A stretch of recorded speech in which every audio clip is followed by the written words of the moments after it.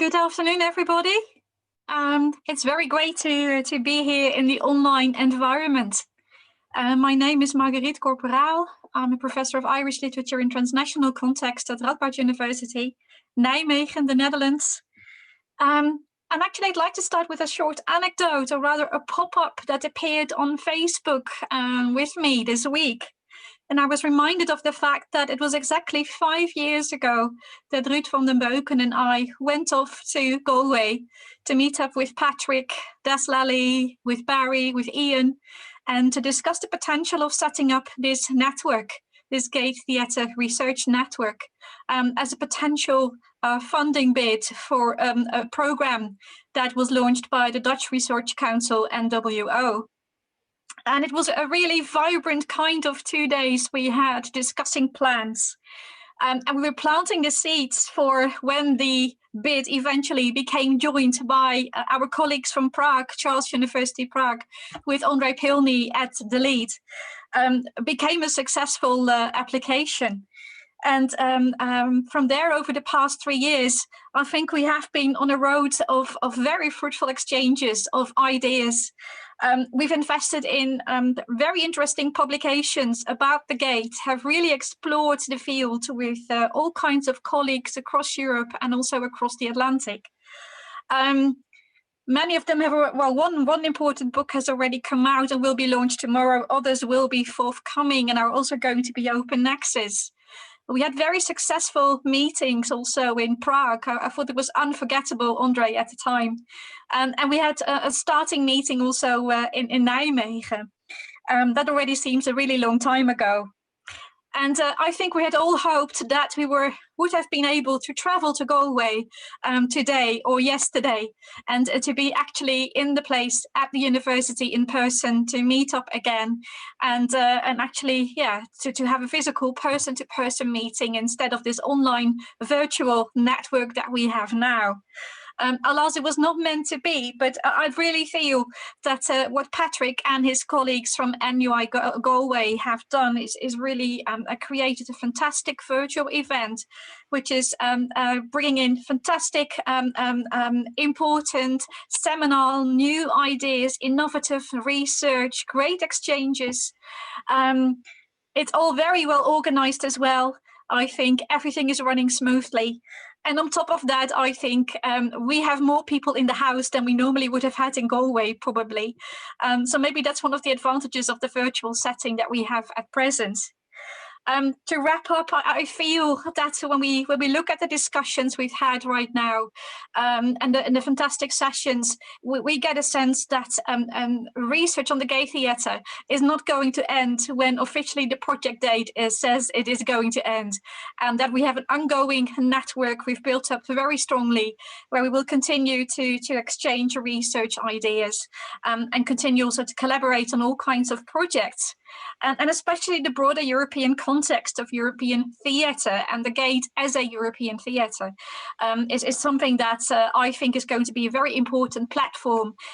We're going to discuss tomorrow during the open session, but also is the topic already of quite a number of the papers that are going to have been given this today, but also are going to be given tomorrow.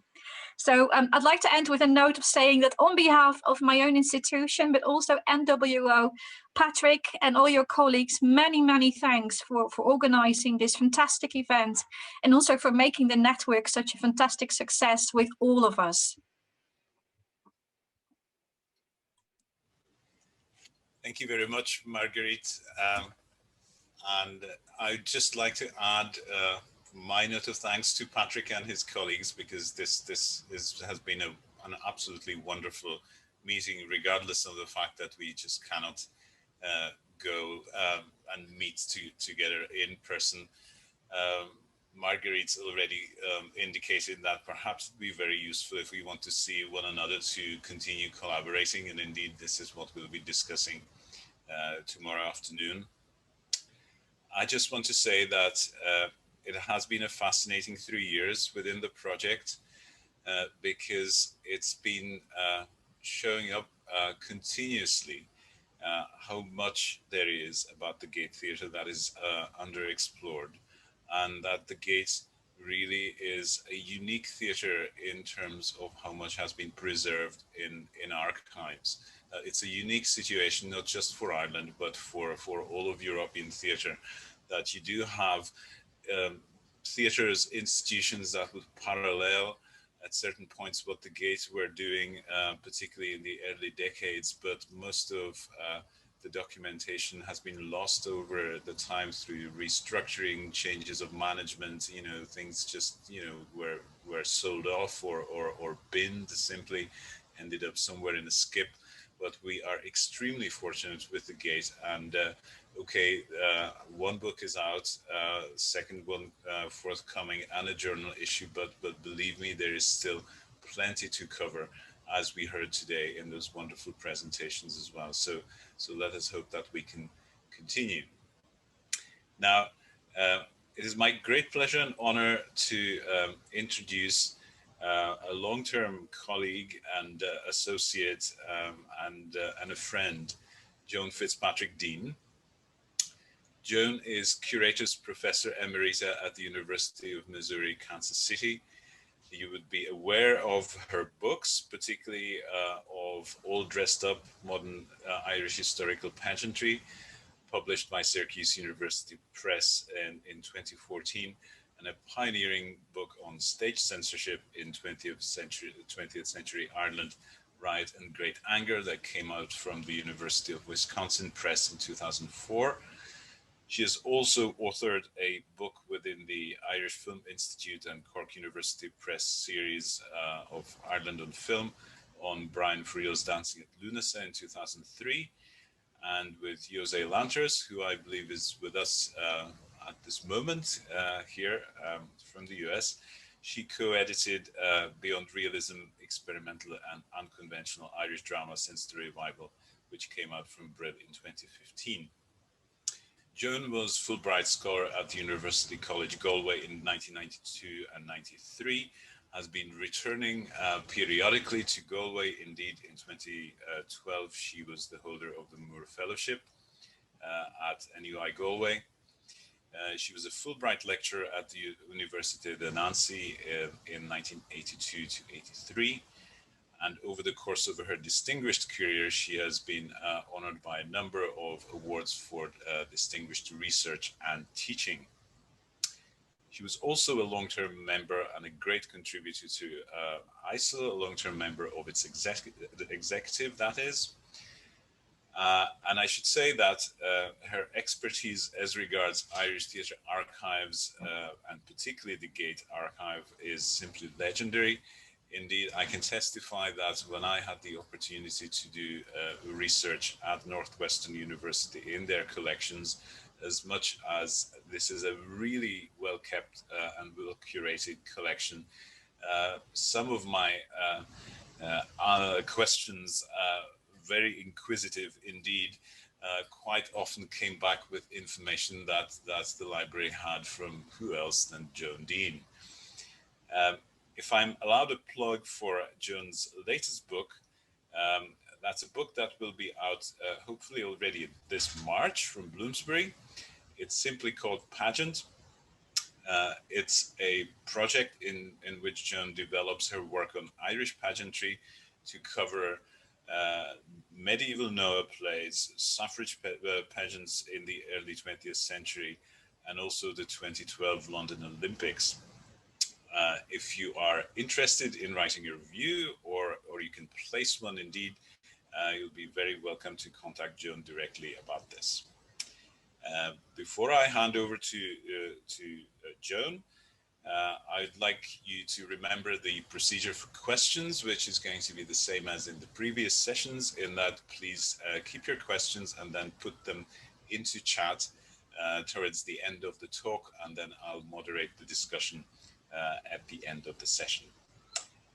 Now, without further ado, welcome Joan Fitzpatrick Dean, and her title today is Getting Known, Brecht and the Brechtian in Ireland. So over to you, Joan. Thanks so much, Ondřej.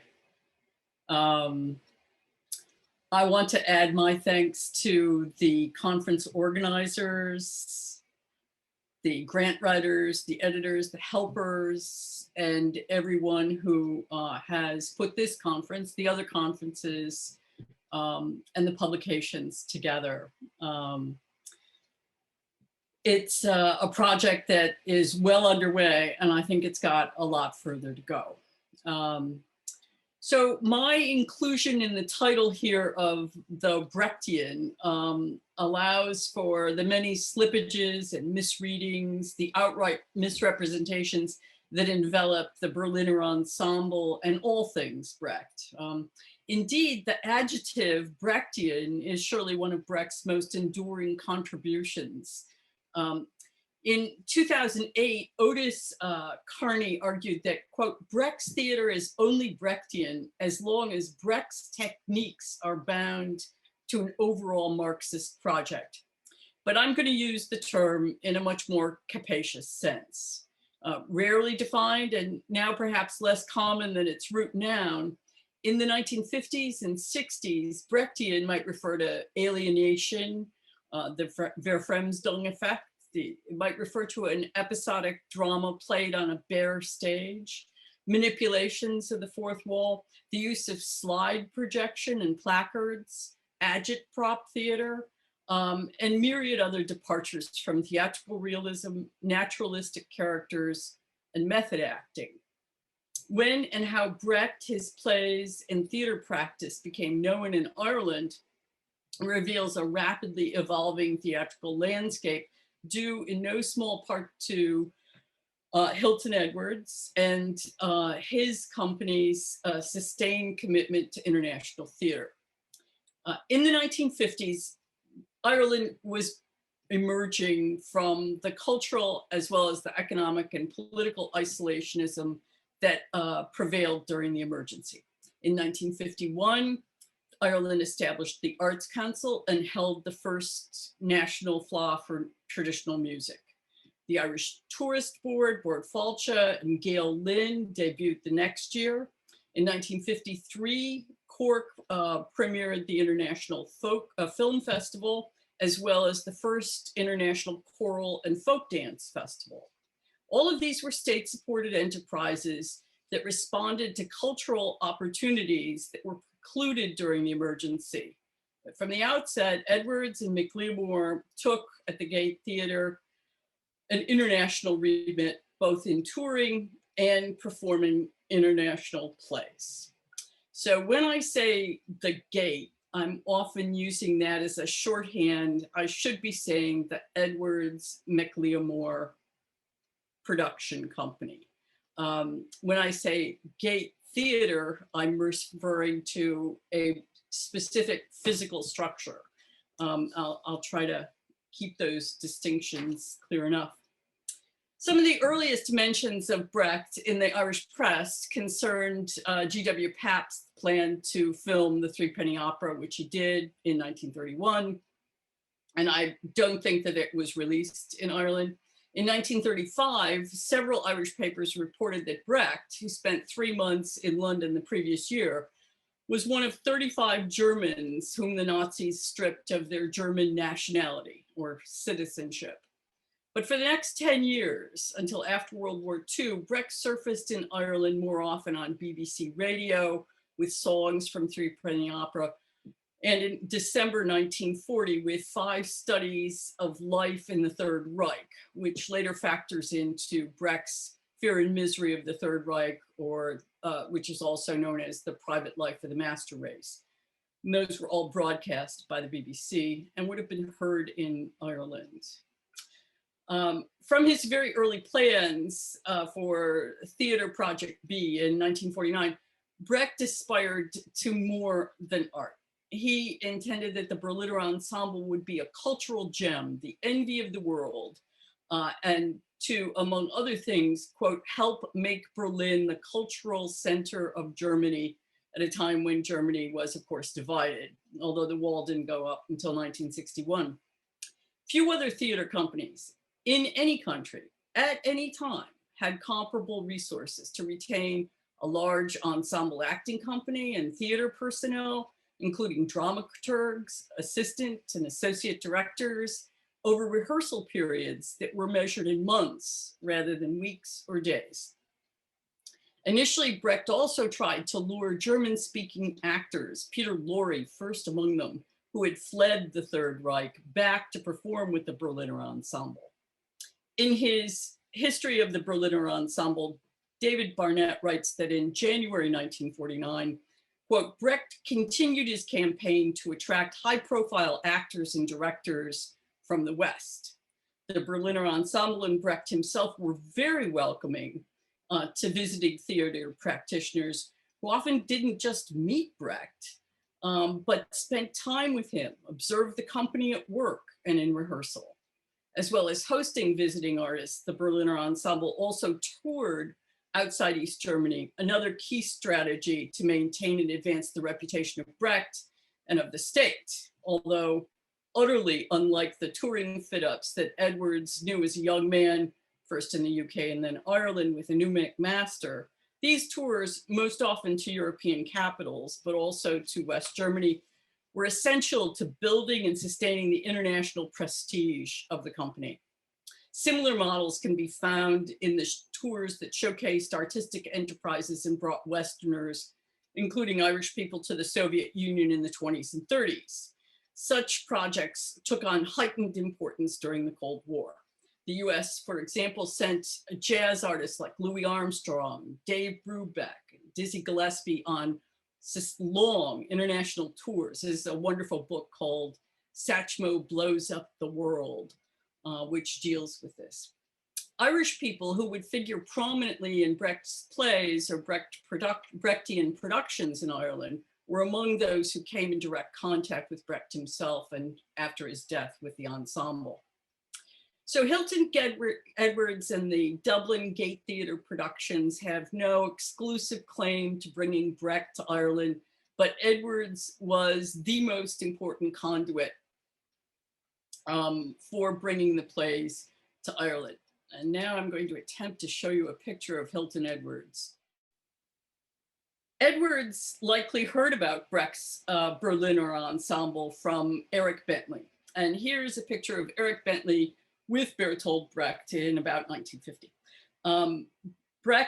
Bentley was Brecht's translator, advocate, critic, who came to Dublin in 1950 to direct The House of Bernarda Alba, performed by the Abbey Experimental Company. In 1985, Bentley recalled that Edwards and McLeamore were very friendly. I went to 4 Harcourt Terrace a number of times for dinner or tea or whatever. Hilton was a very outgoing and fatherly figure to those younger than himself, very helpful in craftsmanship. I learned a lot from him. Michael was the comedian and raconteur. Together, they were the most amusing people to listen to that I've ever met. Well, having come to Dublin after seeing the 1949 production of Mother Courage in Berlin, and just before serving as Brecht's assistant for another production in Munich, where Bentley writes that he attended all the rehearsals, Bentley was very likely to have spoken at length about his recent experience with Brecht. Edwards' exposure to Brecht's play as performed by the Berliner Ensemble came in what might have been the darkest days for the fortunes of the Edwards-McLeamore Company. At the end of the 40s, they had proposed that the state build them a new theater to house the company, but those plans faltered. And after fire destroyed the Abbey Theater on the 17th of July, 1951, they eventually evaporated. Since 1940, the Gate regularly performed at the Gaiety more often than the smaller Gate Theatre. Between 1940 and 1968, there were 100 Dublin Gate Theatre productions at the Gaiety, 49 at the Gate, and 9 transferring between the two. In 1949, Edwards and McLeamore and then Edwards were engaged to play Iago and Brabantio in the film adaptation of Othello by the mercurial Orson Welles, who abused their trust and friendship and didn't pay them, which is one of the reasons that they weren't able to pay more elaborate. They couldn't even pay their typist at the time. I've dropped a page. Excuse me. Well, in any case, I want to call attention to not just the style of the plays that the Gate was performing, but I want to think about the choice of the international repertoire that they performed in Dublin and what the implications of that were. Many of us have looked at the dramaturgy, the stylistic developments, but I want to think about the international agenda of the Gate in terms of the social consciousness of the plays. Many of the plays that the Gate performed were plays that were deliberately provocative, deliberately challenging. You know, the very squeamish and puritanical Joseph Holloway records that Gate audiences can stand any kind of filth. And from the very beginning, they selected plays that were very challenging. They selected plays that were banned by the Lord Chamberlain. They did Wild Salome in 1928. They did Therese Raquin in 1931. There's a larger group, though, that is socially conscious in terms of being now, from our perspective, either feminist or proto-feminist, and certainly Maura's Laverty's plays fit into this category. In retrospect, the Gates production of socially engaged plays is conspicuous from the very beginning. Elmer Rice's expressionistic critique of capitalism, The Adding Machine, was performed in 1929. And the play that immediately follows it was Čapek's R.U.R., which, as Ondřej Pilný points out, could be interpreted, quote, as a critique of American-style capitalism. An even wider array of plays inclined to a socialist or anti-capitalistic perspective. All of the 12 plays by Bernard Shaw produced at the Gate gave voice to his dedicated socialist views. Grittier, more realistic explorations of social problems marked Robert Collis's 1939 Marrowbone Lanes, and McLeomore's The Mountains Look Different in 1949, more about which anon. No less important are the plays that address Jewish identity and anti-Semitism. Ashley Duke's stage adaptation of the Jew Seuss in 1931, and less obliquely, the best example of a play that was censored by government intervention, Lennox Robinson's 1934 Roly Poly. Now I'm going to attempt to go back to my PowerPoint here.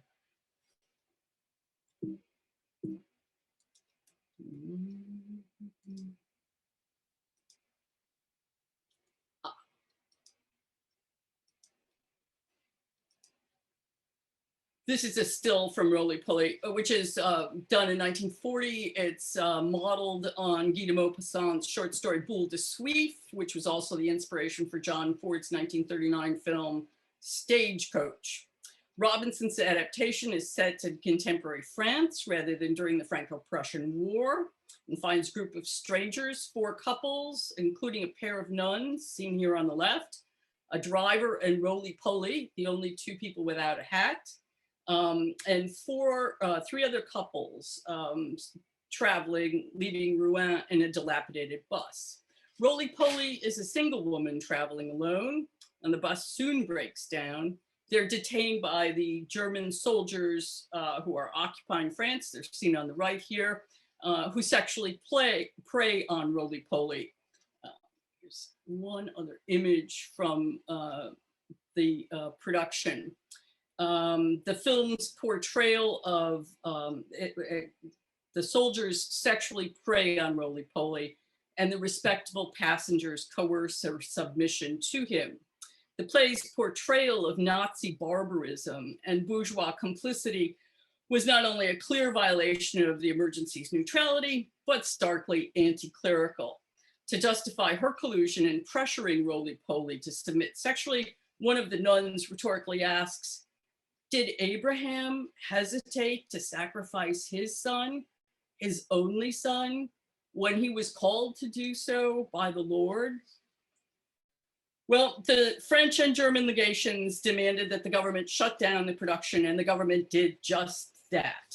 The Vichy ambassador was so incensed by the production that he challenged Robinson, who was then in his mid-50s, and even when sober, not a physically imposing figure, to a duel. A few years later, the Gate produced Thunder Rock, and that it was produced without protest was an oversight on the part of the German legation. The play has a fascinating production history, but it and Lillian Hellman's Watch on the Rhine were two plays that ran for more than a year in the UK after the Blitz. After the war's end, the Gate's repertory was perhaps even more daring. 6 months after D-Day, the Gate did do Watch on the Rhine in December 1945, and it should be read, I'll argue, as a rebuke to the official policy of Irish neutrality during World War II. So both Thunder Rock and Watch on the Rhine are plays that argue for intervention. They argue for action, for taking up arms against an enemy. In 1951, the Gate season included Liffey Lane, that we've heard about, Death of a Salesman, and Tolka Row.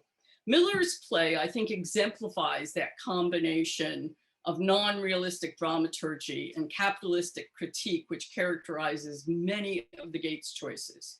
These were socially conscious plays that challenged the prevailing ethos in Catholic Ireland, especially during the emergency, and perhaps better prepared Dublin audiences for the political orientation of Brecht's plays.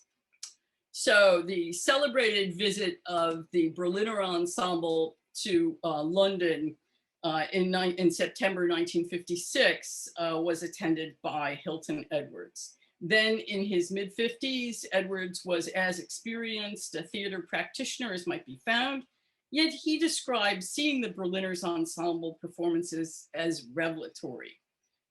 There were at least two signal effects on Edwards' careers. First, the best known was his determination to produce Brecht in Dublin, but no less important was his increasing willingness to express his views on theater publicly, first in print, first on radio, and then in print. After more than 2 decades, when he preferred to let his work speak for himself, Edwards now was going to drop his unwillingness and write and talk more openly about theater. In the 1932 issue of Motley, as a postscript to Edwards' replies to a critic, Hilton Edwards replies to a critic, there's a cryptic note that was appended. It says, in future, Hilton Edwards will deal with any interesting points raised in the correspondence columns of Motley in the form of conversations with the editors. And apart from his program notes and from a key contribution to the 1934 Gate Theater book, Edward published very little in the next 15 years. But but in 1948, the conversational or interview mode, which really suited Edwards, was used in the inaugural issue of Shakespeare Survey, where Edwards can be heard in dialogue with Michal McLeamore. So this is an article called 3 Shakespeare Productions, a Conversation, and it's a conversation between McLeamore and Edwards. And it's written by McLeamore, or at least he takes authorial credit, but Hilton Edwards is heard to say, the contact of the player with his audience is the most precious quality of the living theater, and that survives today. Ironically enough, only in the music hall. And whenever an actor had objected to the direct address, the direct appeal, the calling of the public into his confidence and the sharing with them of his secret, which is a vital part of the soliloquy. I feel it in my bones that what prompts his objections is the framed in isolation of the proscenium and the footlighted stage that sets a barrier between itself and the auditorium. And that renders any attempt on the actor's part to break that barrier down a self-conscious and artificial process. I think that one of the reasons that Edwards was so enraptured by the performances of the Berliner Ensemble is that Brecht obviated this problem spelled out at the end. Brecht, I think, liberated the actor to break that barrier, break down that barrier, not in a self-conscious artificial way, but more organically, and in fact, meta-theatrically. And if I had all day, I'd now talk about meta-theatricality at the gate, which I think is extremely important. Elsewhere, I chart the emergence, the genesis of the Mantle of Harlequin, Edwards' 1958 book on theater, in which he celebrates the way in which Brecht and the Berliner Ensemble, quote, reconciles theatricality with realism, or at least a form of realism. I'm sorry, I'm having trouble with my PowerPoint here. He seeks to create conditions under which great plays may again be written, great parts created, great actors made, and the living theater retain its magic. All of these are going to break the boundaries of realism. In surveying the history of theater, Edwards observes the greatest plays that have yet been written were made for a theater in which the painter and designer either did not exist at all, or when they did, were but servants of the author. Today, he laments the theater is occupied almost entirely by a form of realism that limits both writer and actor. And he urges readers, practitioners, to discover how unrealistically, how true to theater a play can be treated, and yet carry conviction and serve the author's intention. He asks towards the end of the first section, what could be more profoundly theatrical than the unadorned stage? Well, Edwards is going to use that unadorned stage in a production of Mother Courage that he'll bring to the Gaiety in 1959. In the 5 years after the pageant of St. Patrick at Croke Park in 1957, the Edwards Macleamore Company presented only 5 new works: The Informer, the Orson Welles Shakespeare Compendium Chimes at Midnight, The Importance of Being Oscar, both of those in 1960, and 2 plays by Bertolt Brecht, Mother Courage in 1959 and St. Joan of the Stockyards in 1961. Considerable care was taken to publicize Mother Courage. Before the opening, Edwards held a press conference, which he usually didn't do. News releases heralded an all-Irish cast performing the first Brecht play seen in Ireland. But most of the press coverage fell on the 2 female leads.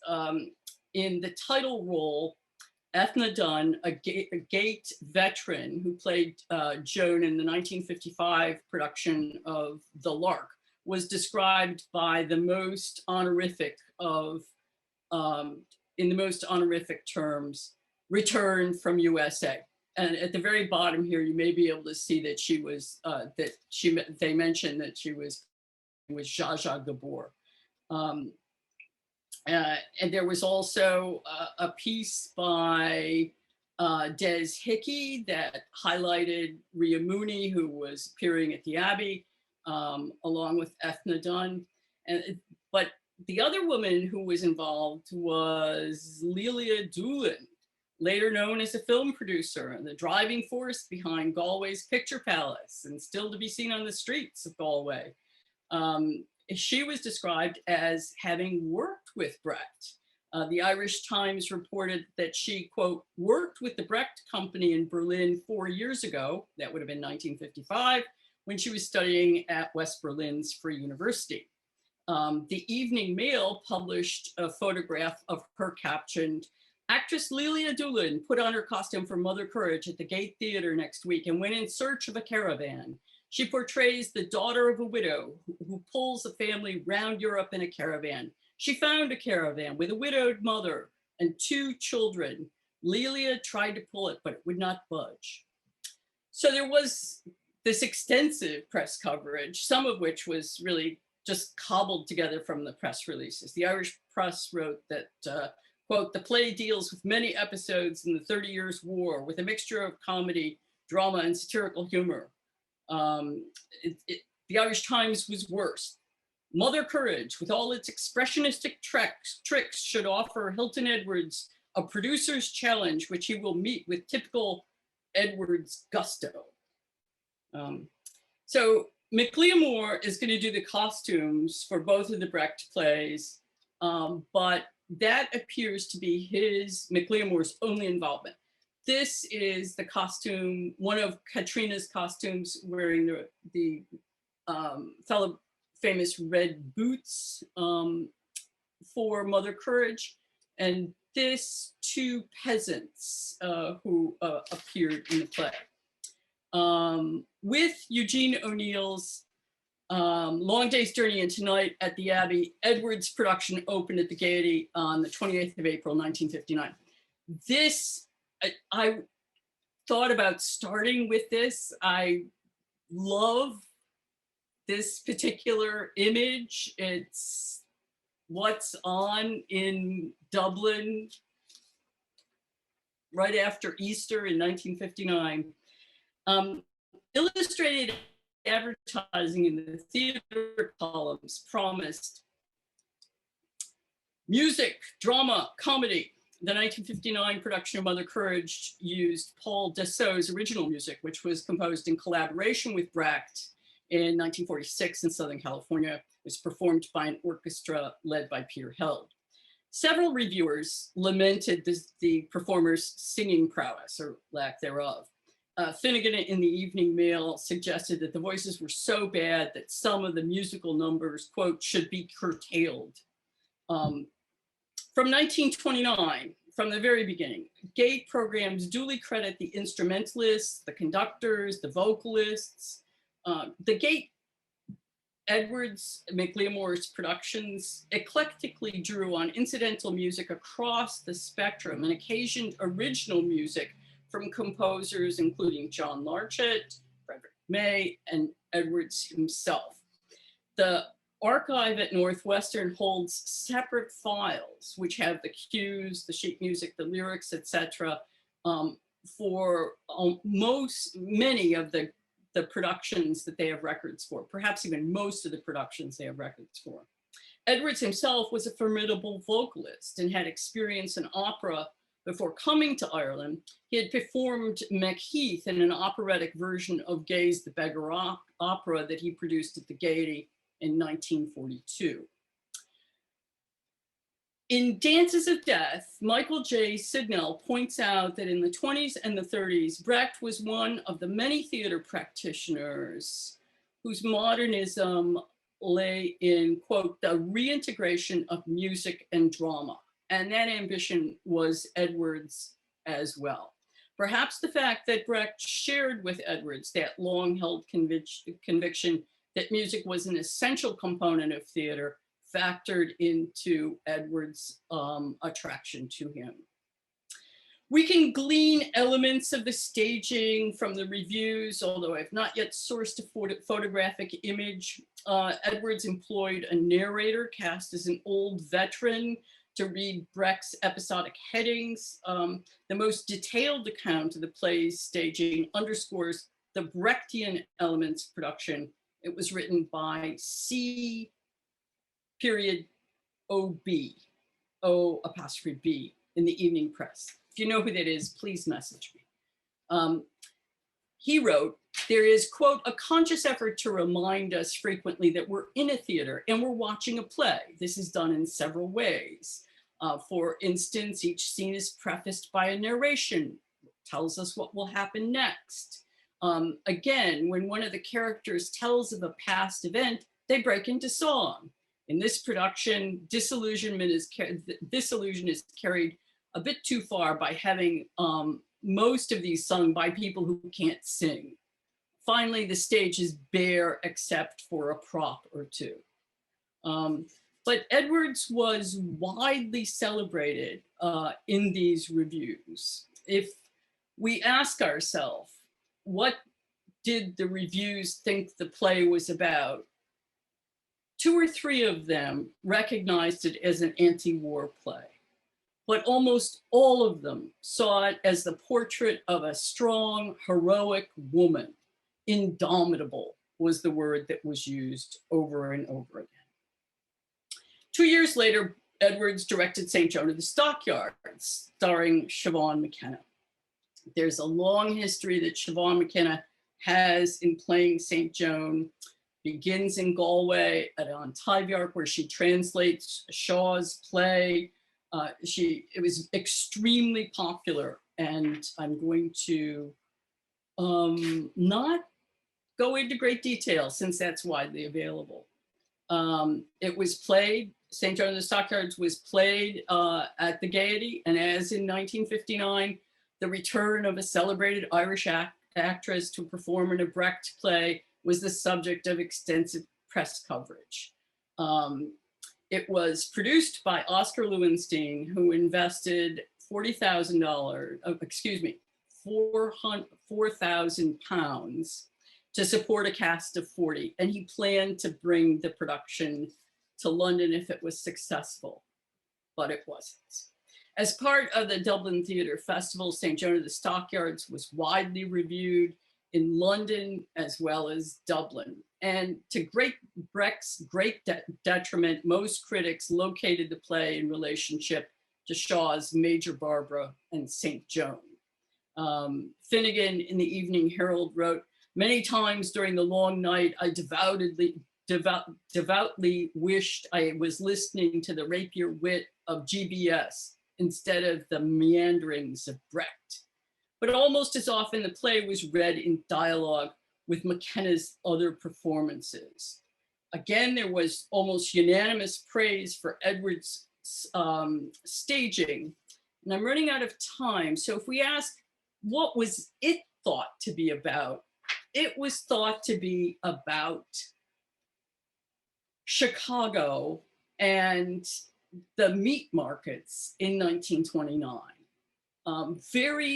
No reviewer made a connection with the attack on capitalism that the play seems to suggest. Not seems, suggests. This is a still from McKenna in Shaw's St. Joan that appears in Edwards' The Mantle of Harlequin. These are the costumes that McLeomore designed. This was for Joan and the other Black Straw Hats, like the women in the Salvation Army. This is for Mauler and the other gentlemen of the meat markets in Chicago. These are for the poor men. And he wants them all in black, gray, blue, stone, off-white, no warm colors. This is for the workmen who appeared in the play, the working women who appeared in the play. And this is a still of the curtain call at the end of the play. There was another factor at work in the reception of St. Joan of the Stockyards. Little more than a year before the Cuban Missile Crisis, Brecht was frequently identified in reviews and more widely known as a communist. In 1948, the sympathetic depiction of a prostitute in McLeomore's The Mountains Look Different occasioned jeering protests in the theater, which were soon shouted down. But the play may have incited the formation of a group calling itself, this is a publicity photo for a production of St. Joan of the Stockyards that McKenna played in, directed by Tony Richardson. that was in London. And it's very different. You can see the painted black cloth, back cloth with the cows penned in, and the actors on the left wearing garish makeup. But back to 1949, the group calling itself the Catholic Cinema and Theater Patrons Association. They were supported by two new extremely conservative Catholic periodicals, Fiat and the Maria Duce Bulletin. Their sniping continued through the 1950s. In April 1951, they attacked Death of a Salesman, but were unsuccessful in curtailing its run. In December 1951, they sent a menacing telegram to Orson Welles, who was in town to attend a performance of Tolka Row. "Stay out of Ireland. Communist fronters not wanted here. Signed, Catholic Cinema and Patrons Association." McLeamore and Edwards passed the telegram to the press, where it was published in several papers. John Cooney's biography of Archbishop John Charles McQuaid describes a chaotic scene outside the theater. Their placards bore inscriptions: "Dublin rejects communist front star, not wanted, Orson Welles, Stalin's star. Welles's spiritual home is Moscow." As the crowd swelled into a mob, the Gardaí had serious difficulties preventing a rush at the theater amid cries of "burn it down." Edwards made light of the protest by saying, "As long as I've known him, Orson Welles has been trying to be a capitalist."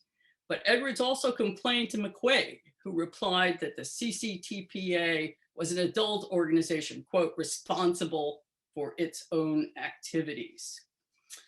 By 1961, Brecht was very well known to be numbered among the godless threats to Catholic Ireland. And in a review of St. Joan of the Stockyards in Model Housekeeping, the reviewer observed, quote, "Atheistic communism was Brecht's belief, and here, though this is one of his earlier plays, it is rampant." Let me close with a 1964 review that Brecht of John Willett's Brecht on Theater that Edwards published in the Irish Times. Edwards actually has almost nothing to say about the book, other than it, quote, "falls short of its objective." He's got much more to say about Brecht and more generally Edwards' own views on theater. Now in his early 60s, Edwards writes of a discrepancy between the theories and my response to his practice, Brecht's practice, and asserts that, quote, "to justify a theory, Brecht would ruthlessly dismember the theatrical corpse to fit, not hit, fit his theatrical coffin." At the heart of the critique of Brecht is Edwards's belief that, quote, Edwards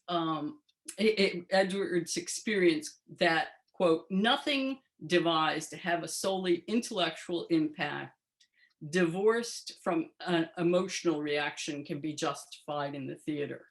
And that is startlingly consonant with the sentiment that McLeamore attributes to Edwards in a chapter called "The Early 30s and All for Hecuba," where Edwards is heard to say, "The theater isn't the medium for the intellect. All great plays of the world are emotional first." Thank you very much for your patience with my PowerPoint and trying to move between the two.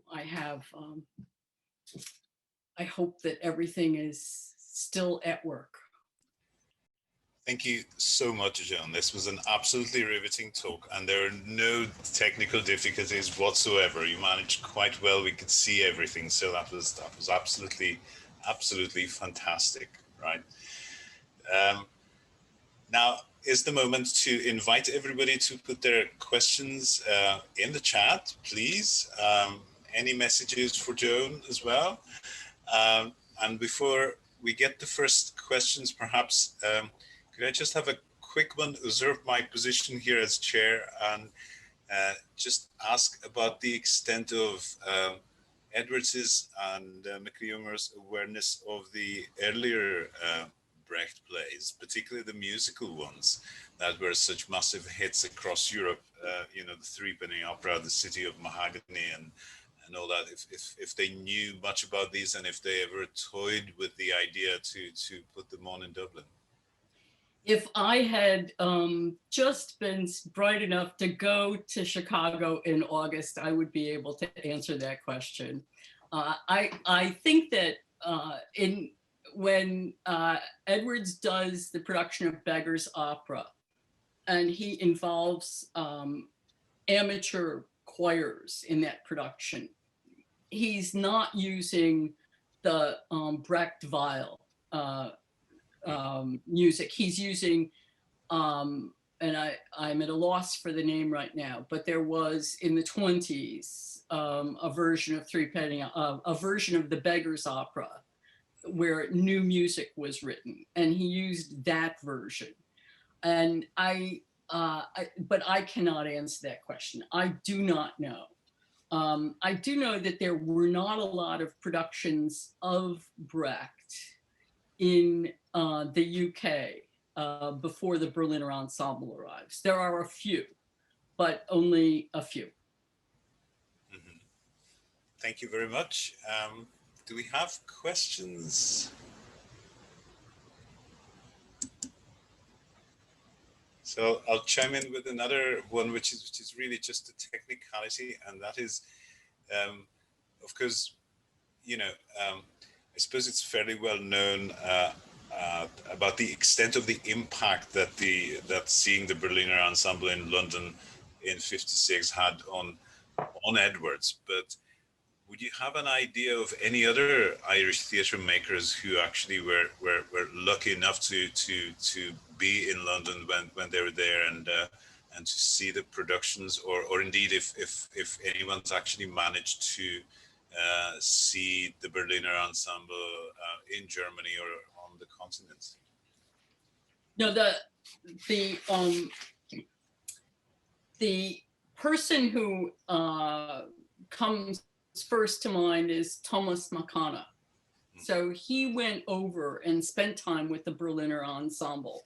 And he, you know, has a wonderful interview in Theatre Talk where he says, you know, I went over there and people said that it was, said that some of the things I did were Brechtian. He says, that's a ridiculous idea. He says, the idea of Brechtian was just invented by an American professor, probably Eric Bentley. He says, I've been doing this with the pantomimes and with other plays that I presented all along. It was just a different label. I can take it or leave it. But Thomas Mcconnell, there's another whole section here that wonderful. Sitting on the floor. That's a lovely provocative comment from Mcconnell there, you know, which sort of predates the whole discussion of the Brechtian, you know, once it sort of grows out of proportion in theoretical discourse. And yeah, great. Yeah, and then we also get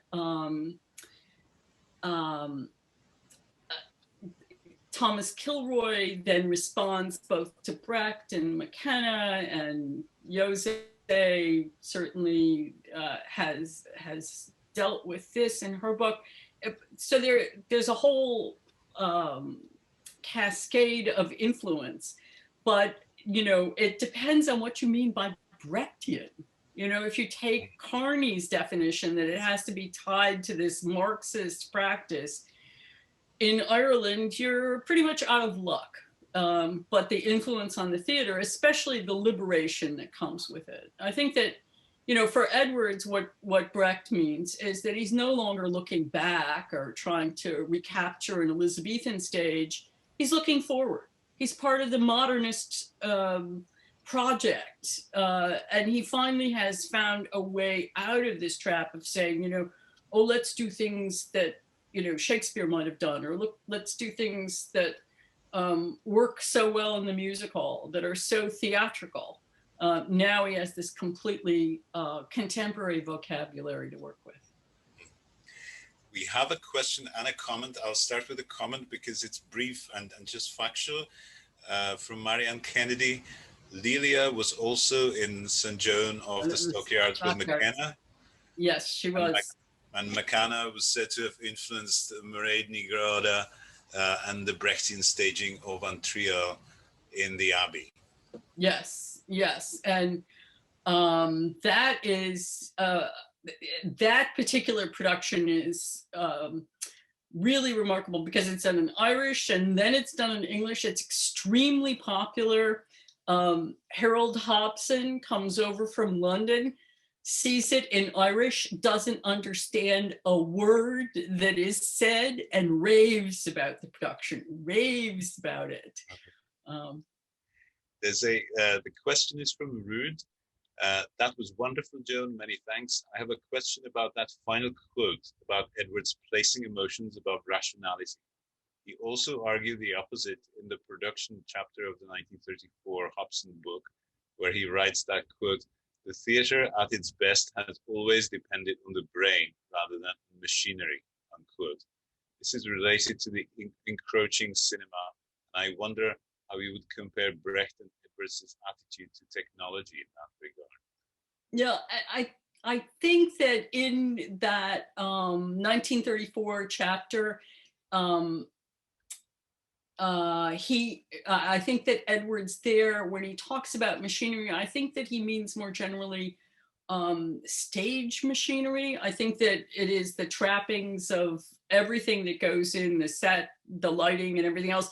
Although, you know, Edwards' contribution in terms of lighting is very difficult to measure because it was so ephemeral. Although there are also lighting plots in all of those files up at Northwestern.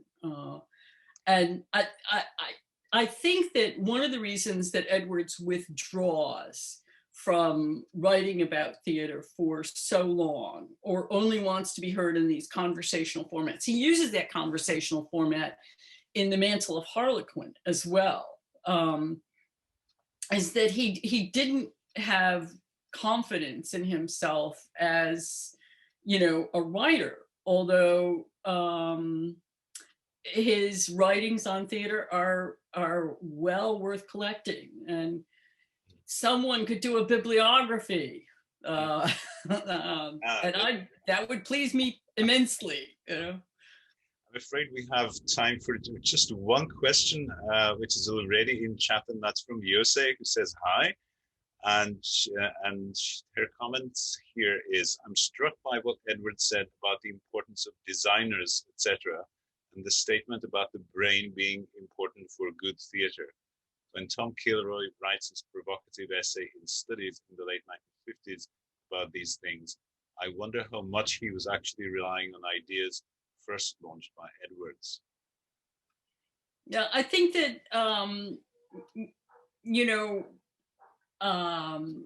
Edwards is really involved in opening up this discussion in the 50s and in the 60s. You know, one of the things that Kilroy says is that he, you know, acquired his familiarity with Brecht, you know, through the channels of Edwards and through McKenna at the Abbey.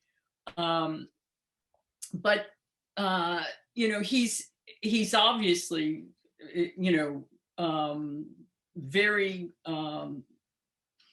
influenced by all three of them. And you know, the ending of this really deals with the Kilroy essay and deals with McKenna, and may yet appear in print. Fantastic. Yeah, fingers crossed we'll see it soon. I really hate to stifle the discussion at this point, but it's been a very long day. We're already over time. So yes, and I missed the applause, of course, because that's the point at which I say, join me again in a round of applause for this fabulous lecture. So the silence shall be your applause, I'm afraid, Joan. It was absolutely fabulous. You have messages in the chat which you can look at after this is done. And thank you so much for joining us from the US with this absolutely fabulous talk. And I'll remind everybody that day 2, that is tomorrow, starts at 10 Irish time with a panel with papers by David Clare and Fergal Whelan and Marguerite Corporal. And we'll be on essentially for the whole day. So hope to see you tomorrow as well. Thanks very much. Thank you all.